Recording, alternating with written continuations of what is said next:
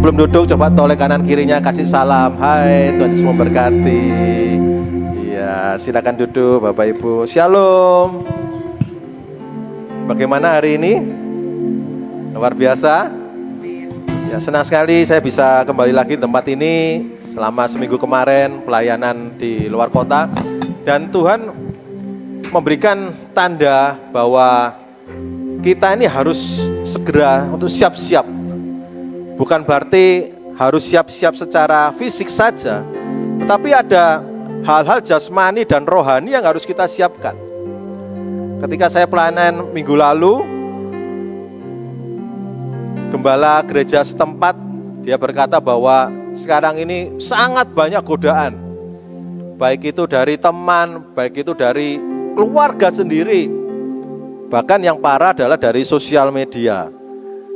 Dan dia menyebutkan bahwa ini teringat pada masa-masa dulu zaman Israel. Ketika zaman Israel itu walaupun tidak ada sosial media, tetapi zaman itu sudah banyak godaan dari negeri-negeri seberang. Pada tahun 1998, Provinsi Lampung mengalami serangan belalang kembara. Dalam bahasa Latinnya ada Locusta migratoria manilensis. Ya, ini bukan pelajaran biologi Bapak Ibu ya. Yang menghancurkan ribuan hektar lahan pertanian. Ya, tanaman padi, jagung yang siap panen habis dalam semalam dan menyebabkan kerugian besar bagi para petani dan mengancam ketahanan pangan daerah tersebut. Dan serangan ini juga terjadi Bapak Ibu di Sumba Timur, Nusa Tenggara Timur tahun 2022 loh Pak, berarti masih barusan ya.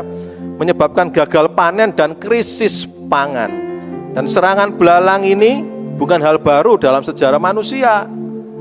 Ternyata di dalam kitab Yoel, peristiwa langsung serangan belalang dan musim kering ini juga menjadi alasan penulisan dari kitab Yoel Bapak Ibu.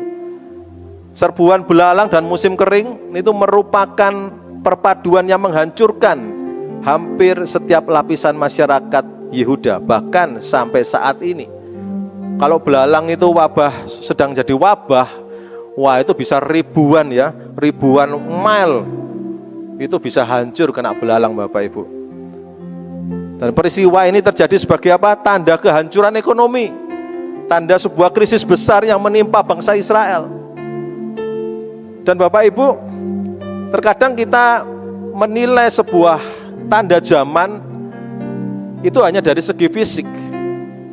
Padahal tanda zaman itu juga bisa menjadi tanda bagi kerohanian kita. Belalang bukan hanya sebagai hewan yang bisa menghancurkan panen, tetapi belalang dalam kehidupan rohani kita ini juga perlu diwaspadai. Banyak belalang-belalang di sekitar kita yang kita kadang mengabaikan. Akhirnya apa? Akhirnya kehidupan kerohanian kita itu bisa runtuh. Dan pagi hari ini kita akan belajar dari kebenaran firman Tuhan di balik serangan belalang. Ya, saya ambil dari kitab Yoel, dan ini kitab yang merupakan rangkaian dari 10 kitab yang jarang sekali dibahas Bapak Ibu ya. Kalau bulan lalu kita bahas tentang ratapan, pagi ini kita Yoel, dan nanti sore kita tentang Obaja ya jam 4. Ini sebuah rangkaian kebenaran firman Tuhan di mana ini powerful.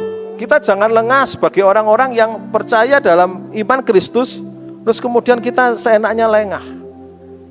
Belalang ini sedang menuju ke negeri kita, bukan negeri kita saja, bahkan dalam kehidupan masing-masing jemaat Tuhan. Saya minggu lalu waktu selesai ibadah, kemudian diajakin untuk berdiskusi oleh hamba Tuhan setempat yang mengatakan, wah jemaat-jemaat ini harus perlu dikuatkan. Yes, ketika kita dalam iman Kristus, semua kita bisa lalui. Tetapi kita harus pandai-pandai melihat tanda zaman. Ibaratnya tanda zaman itu Bapak Ibu kalau lihat tanda alam itu Bapak Ibu ya. Tanda alam itu kalau sudah mulai mendung, sudah mulai mendungnya rata, putih semua. Wah, ini hujannya pasti lama. Pasti lama, tidak selesai-selesai hujannya. Tetapi kalau cuma mendungnya sebagian terus ada angin, wes tidak apa-apa, tidak usah pakai jas hujan, tidak apa-apa. Tetapi kalau sudah mendungnya sudah rata, wah ini sudah pasti harus pakai jas hujan dulu sebelum Bapak Ibu kehujanan. Demikian juga tanda yang diberikan kepada kita, ya, tentang tanda-tanda akhir zaman, tentang apa yang harus kita persiapkan di dalam dunia ini, di dalam pengiringan kita kepada Kristus. 2 minggu yang lalu, anak saya nomor 1 itu kan sudah bisa mengendarai motor. Nah, waktu mau les, saya bilang, "Kok, ini mendung, kamu lihat ya, coba ya, ini mendung nih. Dari utara sampai selatan, timur sampai barat, jam 4 sore. Ini mendung, ini rata. Kan nanti kamu papa antar aja, papa antar titimu dulu." Anak saya nomor 2 kan belum boleh naik motor ya Bapak Ibu ya, naiknya sepeda pancal. Terus saya antar dulu naik motor. Oh benar Bapak Ibu, setelah saya nganter agak gerimis. Kemudian saya pulang, antar yang besar. Antar yang besar selesai, sampai di tempat lesnya hujan deras Bapak Ibu, benar-benar hujan deras. Sampai jam 10 malam hujannya tidak berhenti. Artinya apa? Tanda itu sebetulnya sama Tuhan sudah diberikan. Demikian juga dalam kehidupan kita, tanda-tanda itu sudah diberikan, tetapi kadang kita tuh lengah. Akhirnya menganggap apa? Oh, aku sudah percaya Yesus, aku sudah ke gereja, aku sudah pelayanan. Tetapi lihat apa yang aku alami. Kasih Tuhan, Bapak Ibu Saudara, seringkali kita lupa bahwa tanda ini sebetulnya sudah ada. Nah, apa kebenaran yang tersembunyi di balik serangan belalang? Kita masuk poin yang pertama. Di balik serangan belalang, Tuhan tuh mengingatkan kita untuk kembali kepadanya. Kita baca dulu ya di Yoel 2 ayat 12 sampai 13. Yoel 2 ayat 12 sampai yang ke-13. Tetapi sekarang juga demikianlah firman Tuhan, berbaliklah kepadaku dengan segenap hatimu, dengan berpuasa, dengan menangis dan dengan mengaduh. Koyakkanlah hatimu dan jangan pakaianmu. Berbaliklah kepada Tuhan Allahmu, sebab Ia pengasih dan penyayang, panjang sabar dan berlimpah kasih setia, dan Ia menyesal karena hukumannya. Bapak Ibu, serangan belalang bukan hanya bencana alam, tetapi peringatan dari Tuhan agar umatnya menyadari bahwa mereka telah jauh darinya. Dan Tuhan mengizinkan krisis terjadi agar apa? Agar manusia itu kembali kepada Tuhan. Bapak Ibu, benar-benar zaman-zaman sekarang kita jangan pernah kita lengah, karena belalang itu bisa datang sewaktu-waktu.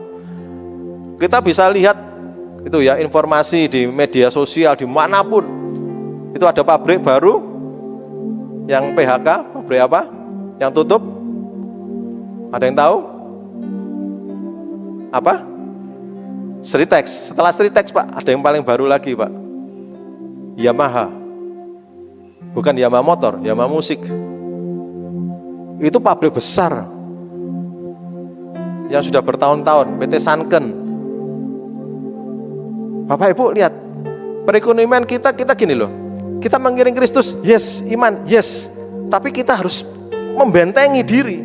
Jangan lengah terus. Semakin tanda-tanda zaman ini semakin kelihatan, kita harus semakin apa? Semakin bersatu, semakin bergandengan tangan, jangan gontok-gontokan.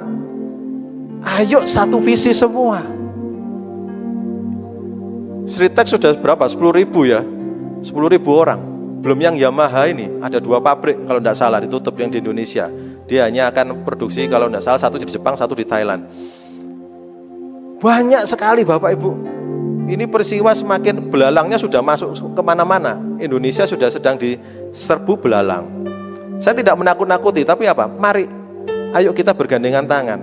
Ada waktu ibadah, ayo kita ibadah.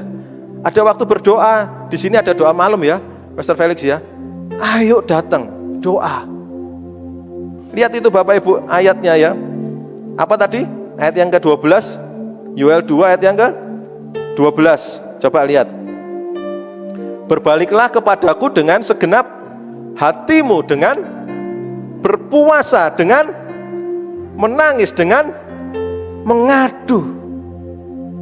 Oh, ini luar biasa Bapak Ibu. Saya setiap Rabu juga ibadah Bapak Ibu, doa malam. Ayo Bapak Ibu di sini, datang, doa. Di sekeliling kita ini sudah banyak ya serangan belalang. Ya kita kenal lagu yang meskipun musuh di kiriku, terus rintangan menghadang langkahku, ku tahu pasti engkau bersamaku. Ya oke, itu bagus. Jangan lengah, tetap kuatkan iman. Bapak Ibu yang punya anak, ayo gandeng anaknya, jangan gontok-gontokan, ayo diajak bicara, diajak diskusi, ajak brainstorming. What will you do next? What is your plan? Ini plannya apa? Planmu apa? Ini apa? Ayo bergandengan tangan. Kita tidak boleh sama sekali retak hubungan keluarganya. Karena kalau Bapak Ibu hubungan keluarganya mulai retak, belalang itu mulai masuk. Harus benar-benar kuat. Jenis belalang yang digambarkan di Yoel itu tadi ada 4 Bapak Ibu ya. Kita lihat di Yoel 1 ayat yang keempat. Nanti Bapak Ibu bisa tahu nih ya. Oh, berarti saya ini sedang berada di tahap yang mana nih? Ya, Yoel 1 ayat yang keempat kita baca dulu. Apa yang ditinggalkan belalang pengerip telah dimakan belalang pindahan. Apa yang ditinggalkan belalang pindahan telah dimakan belalang pelompat. Dan apa yang ditinggalkan belalang pelompat telah dimakan belalang pelahap. Nah Bapak Ibu, kalau kita perhatikan seperti ada sequence, seperti ada peristiwa yang bergantian dengan belalang. Jadi satu belalang datang, pergi, satu belalang lagi datang, pergi, satu belalang lagi datang, pergi lagi. Ya, Yoel mencatat 4 jenis belalang, ada pengerip, pindahan, pelompat, pelahap. Mana yang datang duluan? Ini di catatan Yoel tidak tercatat secara kronologisnya. Karena kenapa kok begitu? Karena belalang itu ribuan datangnya Bapak Ibu. Ribuan sekali. Dalam suatu serbuan belalang yang terjadi tahun 80-an di Afrika, dilaporkan bahwa seekor belalang yang bertelur bisa memiliki berapa anaknya? 18 juta anak. Jadi Yoel ini pada waktu ada bencana itu belalang datang, dia tidak bisa sempat neliti. Ini belalang sing apa ya? Sing apa enggak? Tapi dia tahu ada belalang-belalang yang memang kalau sudah wabah itu yang menghancurkan. 18 juta sekali bertelur. Anaknya bisa 18 juta, makanya bisa jadi wabah. Jadi kesulitan sekali Yoel mencatatnya. Ini belalang yang mana? Jadi seluruh dedaunan habis digunduli dan tanaman lain dibuat rata seperti tanah. Dan Bapak Ibu kita lihat ya slide-nya tadi. Ini perkiraan dari catatan sejarawan yang dia tahu tentang hewan juga Bapak Ibu ya. Yang pertama yang dialami adalah ada belalang pindahan atau genasam. Serangan awal yang datang tiba-tiba. Jadi belalang ini datang secara mendadak dan dalam jumlah yang besar, yang menjadi sebuah masalah yang muncul tanpa peringatan. Mungkin Bapak Ibu selama ini hidupnya tenang-tenang saja, tenang-tenang ya, bisnis baik, keluarga baik, semuanya baik. Tiba-tiba ada masalah, boom. Wah, bingung Bapak Ibu, loh, kok bisa ya masalahnya tiba-tiba besar? Aku kok tidak pernah tahu ya, apa yang terjadi? Lah ini berarti ada belalang apa? Ada belalang pindahan, ada genasam, ya ada jenis belalang pindahan ini. Ini melambangkan sebuah kejutan masalah dalam kehidupan kita, krisis yang tiba-tiba terjadi, ya misalkan kehilangan pekerjaan, hubungan yang rusak atau musibah yang tidak terduga. Saya suatu kali diutus untuk di Tuban Bapak Ibu, di satu gereja di Tuban. Wah, saya sudah berdoa, Tuhan ini agak jauh dari Surabaya gitu, 4 jam perjalanan kalau naik mobil. Tuhan tolong. Kemudian istri saya 2 hari sebelum hari hanya itu sudah ngobrol, sudah telepon. Kamu di sana ditugaskan untuk memberkati, untuk memberitakan firman Tuhan. Hati-hati, jaga diri, jaga hati. Jangan lengah. Apapun yang dikerjakan jangan lengah. Oh ya, oke. Kita bersatu hati, kita berdoa. Hari hanya, saya pagi kan nganterin anak-anak sekolah Bapak Ibu. Saya nganterin anak-anak sekolah, jalan itu macet, daerah Mer itu kan macet. Kalau dulu daerah Mer begitu dibuka enak Bapak Ibu ya. Rumah saya di daerah Wonorejo Rungkut, sekolahnya anak saya di daerah Vita, Arif Rahman Hakim, dekat kan? Dekat, kalau Bapak Ibu tahu ya, itu dekat. Kurang lebih ya kalau jalan normal itu hanya 10-15 menit naik mobil. Tetapi kalau zaman sekarang, 3 tahun belakangan ini ya, dari Wonorejo Rungkut ke Arif Rahman Hakim, itu bisa 30 menit sampai 40 menit. Setengah mati Bapak Ibu ya. Jumlah kendaraan ini jauh lebih banyak dari jumlah jalannya. Tetapi sama pemerintah digelontor terus mobilnya. Itu ya. Terus saya nganterin, hujan itu waktu itu, nganterin gitu. Tengah-tengah jalan Bapak Ibu, itu macet sekali. Saya tuh di sisi kanan nih, loh kok ada dinas Pemkot untuk tanaman itu loh Bapak Ibu ya. Yang biasanya bersihin taman gitu. Kok berhenti, orang-orang berhenti semua, saya ikut berhenti. Saya belok ke kiri, duluin mobilnya itu pelan-pelan, terus saya masuk kanan lagi gini. Ternyata Bapak Ibu, mereka lagi melakukan pemotongan ranting saat hujan, saat macet. Akhirnya ranting segini sebesar paha saya ini jatuh kena mobil saya, pecah kacanya, das. Kita enggak pernah tahu apa-apa, tenang-tenang, kaget. Waduh, ini gimana ini? Ini berarti ada belalang. Belalang apa? Apa Bapak Ibu? Belalang, ada belalang pindahan. Wah, langsung. Nggak ada Bapak Ibu ya, manusia itu terus kena bencana terus, oh haleluya, yes, nggak ada ya. Langsung tang. Tapi saya teringat, istri saya pernah berkata apa? Jaga hati. Jaga hati, jaga mulut, jangan panas. Wah bocor semua, masuk semua Bapak Ibu, hujan tuh masuk semua. Akhirnya saya bilang anak-anak, kamu harus call your school, terus minta permission untuk tidak hadir. Akhirnya kita selesaikan di pinggir, ya udah, kita pulang, anak-anak sudah di rumah. Terus saya jadi berpikir, loh, terus nanti gimana ya? Saya mau tugas ke Tuban, ini naik apa? Wah, kita sudah cari Bapak Ibu rental mobil, kita cari rental mobil, wah biayanya jauh lebih mahal gitu ya. Karena langsung toh. Terus anak saya nomor 1 tuh tanya gini, Papa kok nggak telepon Gakung? Gakung itu mertua saya, mertua laki saya. Nanti pasti dibantu. Wah saya kaget, wah iya boleh juga ya gitu kan. Oke, telepon kita. Saya ceritain, telepon, terus mereka bilang, oke kita antar, sore dijemput, terus berangkat Bapak Ibu ke Tuban. Tenang ya, sudah tenang ya. Satu masalah, oke nanti diselesaikan nanti. Berarti berangkatnya kan tujuan tugasnya kan pelayanan toh Bapak Ibu ya. Sudah kan lancar toh naik mobil, seret. Saya tidak boleh nyetir sama mertua saya karena barusan dapat musibah.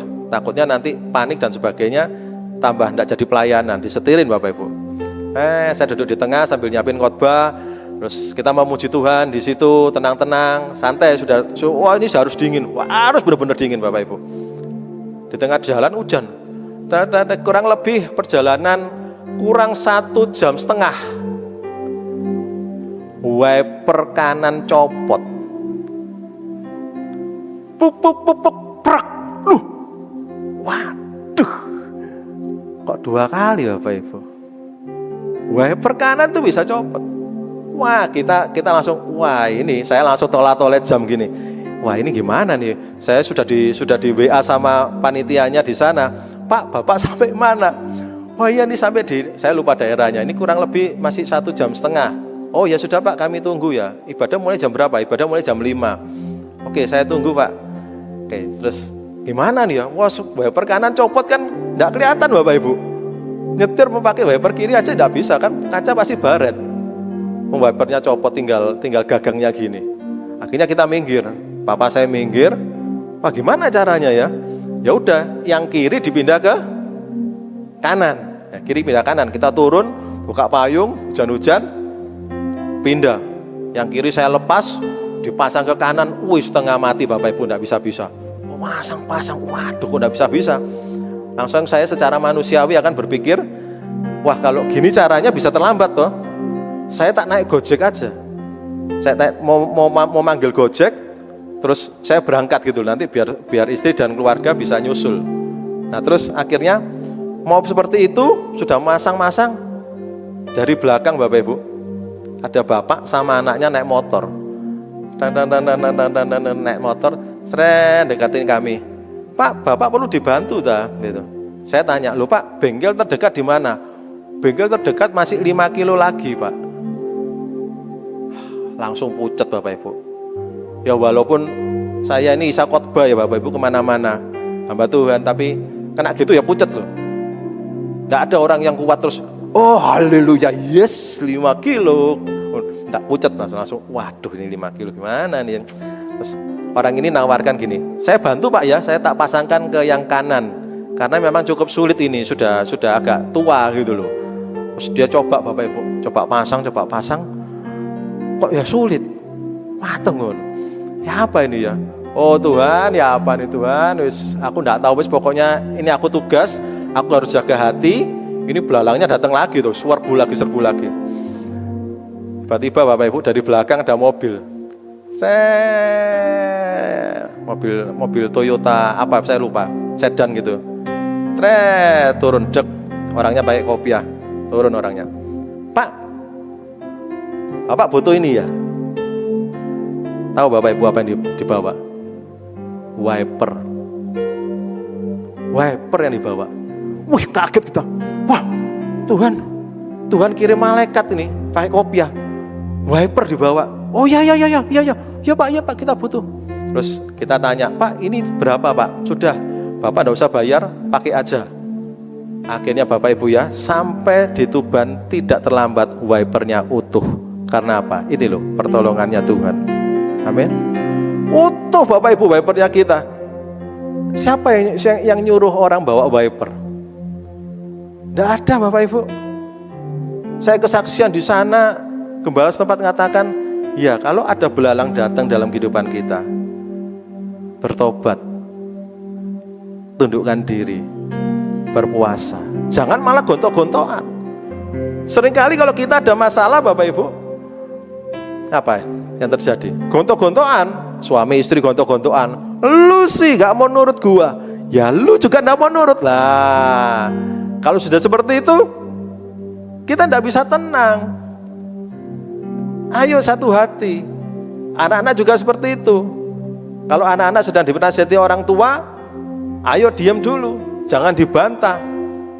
Orang tua ini sudah banyak makan apa?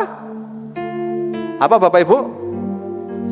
Asam dan garam, makanya banyak yang darah tinggi. Jangan Bapak Ibu ya, banyak makan pengalaman. Jangan asam dan garam Bapak Ibu ya, darah tinggi, makanya tua-tua darah tinggi semua ya, ada yang stroke dan sebagainya. Ayo dipelajarin. Orang tua ini memberikan insight. Ya, orang tua ini tidak hidup di zamannya Anda, tetapi mereka punya insight. Alkitab mengatakan apa? Di bawah matahari tidak ada yang baru. Jadi ketika insight-nya orang tua ini diberikan, lah ini bisa dipakai menjadi sebuah panduan. Jangan dilawan dulu. Ada panduannya apa yang bisa Anda terapkan dalam kehidupan zaman sekarang. Sama kok Bapak Ibu. Zaman dulu dan zaman sekarang sifat manusianya sama, hanya bentuknya berbeda.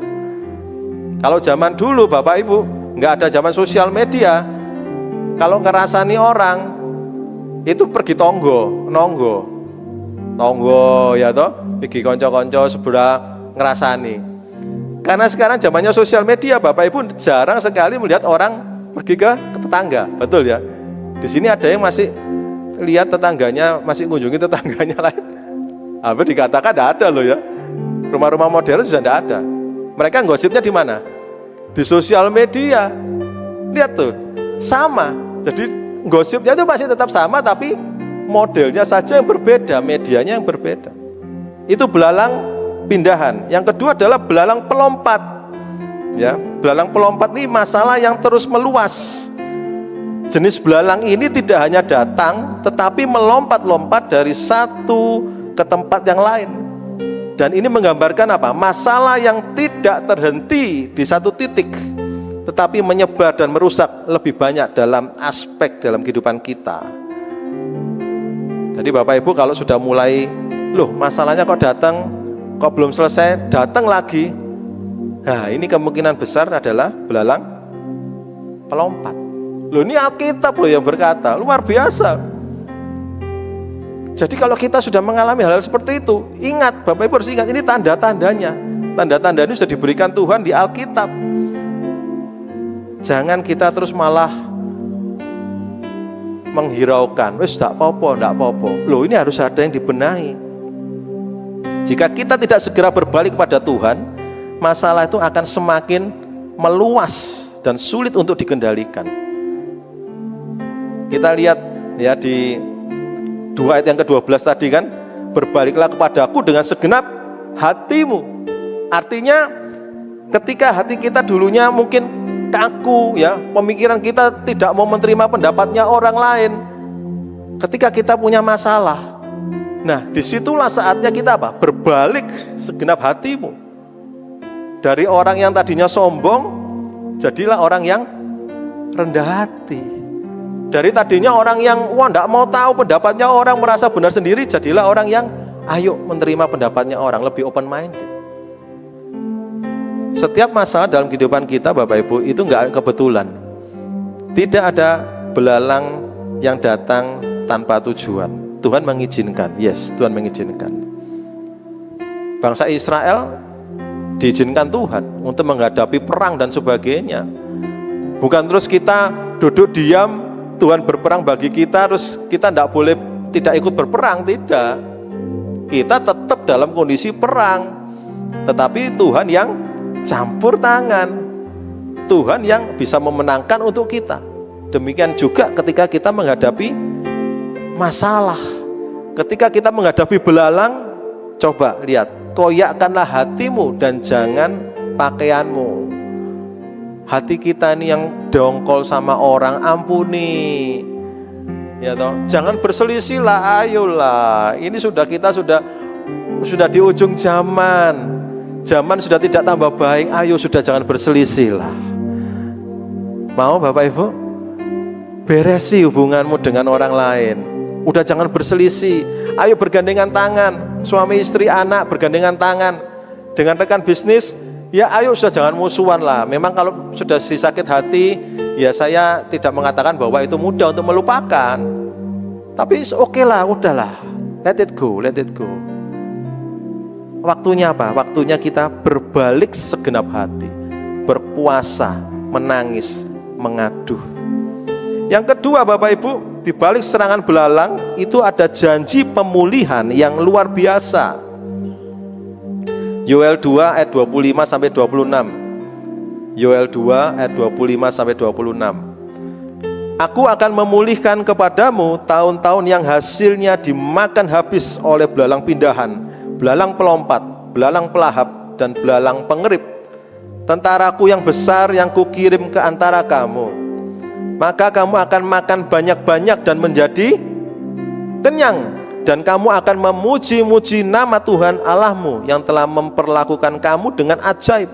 Dan umatku tidak akan menjadi malu lagi untuk selama-lamanya. Bapak Ibu, Tuhan tidak hanya mengizinkan belalang itu terjadi dalam kehidupan kita, tetapi Dia menyediakan jalan pemulihan. Yang percaya katakan amin.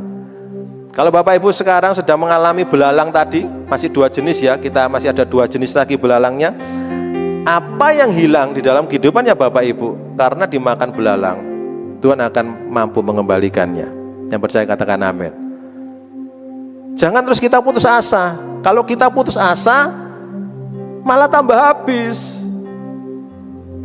Kalau Bapak Ibu mengalami belalang dalam kehidupan Bapak Ibu satu tadi apa poinnya? Harus berbalik, bertobat, repent. Yang kedua, harus percaya bahwa di balik serangan belalang ini Tuhan menumbuhkan berkat-Nya, akan ada pemulihan. Tetapi dengan catatan Bapak Ibu harus berbalik. Jangan sudah kena pukul Tuhan, wow masih sombong, wes gak atean nang gereja gak apa-apa, wis gak Tuhan-Tuhanan. Wah, tambah jugruk Bapak Ibu.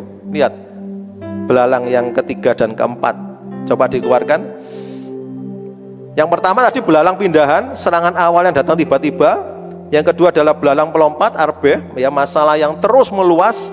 Kalau Bapak Ibu di poin 1 dan 2 ini Bapak Ibu tetap mengeraskan hati, tidak mau bertobat, ya, tetap gontok-gontokan, tetap tersinggungan, ya, tetap telinganya ini tipis, ya, gampang marah.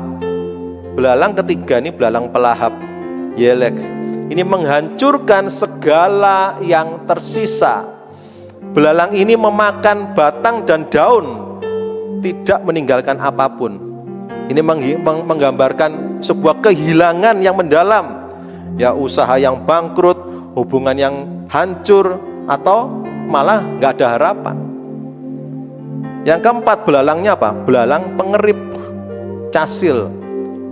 Belalang ini menghabiskan hingga ke akarnya. Jadi lihat Bapak Ibu, ya, belalang itu luar biasa Alkitab nih, ya. Datang tiba-tiba dalam jumlah besar, dimakani, pergi, datang lagi yang lain, mulai dimakani lagi, yang sisanya mulai dimakani lagi. Pergi lagi, datang yang lain, yang dimakan akar, batang, ya kan, dimakan semua. Sampai yang terakhir belalang datang dek, makani apa? Makani akarnya. Memakan sampai akar-akarnya, sampai Bapak Ibu tuh lemes, tidak punya apa-apa. Itu belalangnya. Kalau Bapak Ibu sudah mengalami saat itu, ayo cepat bertobat. Tuhan itu sudah menunggu di depan pintu. Ayo nak, balik, ayo sini. Jangan berdiam diri terus. Segera berbalik pada Tuhan. Ayub itu adalah contoh yang sempurna untuk belalang. Ayub kurang apa coba? Dia adalah orang saleh di mata Tuhan pada zaman itu. Nggak ada orang yang lebih saleh dari Ayub. Tapi apa yang dia alami Ayub? Mengalami 4 jenis ini juga. Tiba-tiba hartanya disita, diambil ternak-ternaknya, hamba-hambanya dibunuh, ada belalang pindahan. Bukan itu aja Bapak Ibu, ya toh? Anak-anaknya, 7 anaknya mati. Kena apa? Kena belalang pelahap. Tidak salah apa-apa, tiba-tiba keambruan. Bukan itu aja, ada belalang pelahap. Tadi kena belalang pelompat, kena belalang pelahap. Badannya mulai sakit, ya kan? Ayub itu kan badannya sakit, borok-borok semua. Wah, Ayub bingung. Yang terakhir lihat apa yang dialami Ayub, belalang pengerip. Dihabiskan hingga akarnya. Siapa? Istri. Istrinya Ayub berkata apa? Wes, kamu ndak usah Tuhan-Tuhan, no. Kutuki dia dan kamu mati. Lu ini sampai akarnya diserang Bapak Ibu. Tapi ini luar biasanya Ayub apa? Dia tidak gentar. Bahkan sahabatnya pun seperti gurui itu, seperti gurui dia sahabatnya. Tapi Ayub tidak gentar. Dia hanya berkata apa? Ya kalau Tuhan memberi, ya dia yang bisa mengambil. Apakah kita hanya mau menerima yang baik-baik saja, yang buruk tidak? Ini yang Bapak Ibu perlu dalam iman Kristen supaya kuat. Seringkali kita salah kaprah dalam iman Kristen bahwa semuanya itu pasti baik-baik saja. Tetapi bagaimana kalau tidak baik yang terjadi? Apakah berarti itu bukan termasuk dalam iman Kristen? Oh tidak. Karena Tuhan terkadang mengizinkan sebuah peristiwa terjadi untuk menyatakan kemuliaan Tuhan yang lebih lagi. Ini yang Bapak Ibu harus tanamkan dalam kehidupan Bapak Ibu. Jangan kita terus senang-senangnya pokoknya mujizat-mujizat. Bagaimana kalau tidak terjadi mujizat? Apakah Bapak Ibu terus akhirnya mundur, wis karepe wis? No, Bapak Ibu harus tetap maju. Jangan sekalipun Bapak Ibu diam di tempat. Tetap datang pada Tuhan. Nanti kan akan ada sebuah jalan keluar. Yang terakhir, yang ketiga, di balik serangan belalang ada kebangunan rohani yang menanti. Kita baca di Yoel 2 ayat 28 sampai 29. Yoel 2 ayat 28 sampai 29. Kemudian daripada itu akan terjadi bahwa aku akan mencurahkan apa Bapak Ibu? Roh Kudus ke atas semua manusia. Ya, maka anak-anakmu laki-laki dan perempuan akan bernubuat, orang-orangmu yang tua akan mendapatkan mimpi, teruna-terunamu akan mendapatkan penglihatan-penglihatan. Ayat yang ke-29, dan juga ke atas hamba-hambamu laki-laki dan perempuan akan kucurahkan rohku pada hari itu. Nah Bapak Ibu, Tuhan Yesus itu kalau memulihkan setiap kehidupan kita, Tuhan itu selalu mempunyai tujuan yang ke arah tujuan yang kekal. Tidak pernah Tuhan Yesus memulihkan dalam sejarahnya Alkitab itu untuk tujuannya pribadi. Tujuan Yesus memulihkan itu selalu untuk kemuliaannya nama Tuhan. Jadi ketika Bapak Ibu berdoa, Tuhan, kok kondisiku belum berubah, kok kondisiku masih begini-begini saja, aku kepingin ini Tuhan, aku kepingin itu Tuhan. Bapak Ibu perlu menyelaraskan hati kepada tujuan Tuhan. Apakah benar nanti kalau Bapak Ibu dipulihkan, Tuhan dipermuliakan? Jangan-jangan ketika Bapak Ibu dipulihkan, namanya Bapak Ibu yang akan menjadi terkenal. Tuhan Yesus selalu memulihkan setiap kita untuk tujuan yang kekal. Bukankah itu yang dilakukan Yesus ketika Yesus datang ke dunia? Supaya barang siapa yang percaya kepadanya tidak binasa, melainkan beroleh hidup yang kekal. Ini yang harus Bapak Ibu dan saya bisa praktekkan dalam kehidupan. Ayo pagi ini Bapak Ibu, firman Tuhan menegaskan, kalau Bapak Ibu mengalami serangan belalang, jangan kecil hati, jangan biarkan imanmu kendor, percaya terus. Sebab kita itu hidup itu bukan karena melihat, namun karena percaya. Jangan lengah. Oh Tuhan kok nggak selesai-selesai? Nggak apa-apa, ini ada prosesnya. Ada 4 belalang, ini ada proses. Bapak Ibu pernah dengar ada motivator yang mengatakan demikian? Kalau Bapak Ibu gagal, enggak apa-apa. Habiskan kegagalanmu, ya toh, porsi kegagalanmu habiskan. Nanti kalau sudah habis porsimu kegagalanmu, kamu akan mendapatkan sebuah keberhasilan. Ini sama Bapak Ibu, itu Alkitabiah sekali. Kita harus melihat segala sesuatu itu dari Alkitab. Kalau kita mengalami belalang, kita lihat kita di porsi yang mana belalangnya. Cepat balik. Kalau masih 1, 2, oke cepetan balik om. Apalagi kalau Bapak Ibu baru yang nomor 1 terus Bapak Ibu balik, top. Nggak sampai yang keempat. Tapi kalau memang diizinkan Tuhan sampai yang keempat, jangan khawatir. Karena di balik serangan belalang itu akan ada sebuah pemulihan besar. Yang percaya katakan amin.